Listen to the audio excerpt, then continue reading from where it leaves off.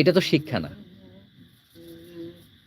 Out of কান্ট্রির কথা যারা আমরা বলি, এর আগে আপনারা গবেষণায় দেখছেন কিনা জানি না, যেখানে বলা হয়েছিল যারা ইন্টারমিডিয়েটে পড়াশোনা করে বাইরের দেশে, ইন্টারমিডিয়েট কোনটা 12 ক্লাস, তাহলে ওই আমাদের দেশে 12 ক্লাস যারা পড়ে ইন্টারমিডিয়েটে, আর বাইরের দেশে 7 ক্লাস 7 বাচ্চার সমতুল্য জ্ঞান বা মেধা।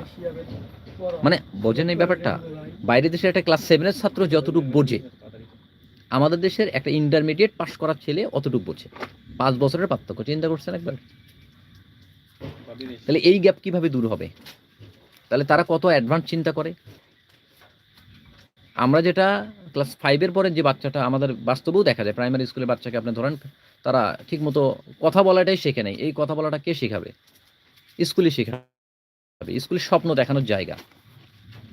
টিচাররা আমাদেরকে স্বপ্ন দেখাবেন, সেখানে আমাদেরকে মানুষের মতো মানুষ হওয়ার শিক্ষাটা দিবে সেখানে।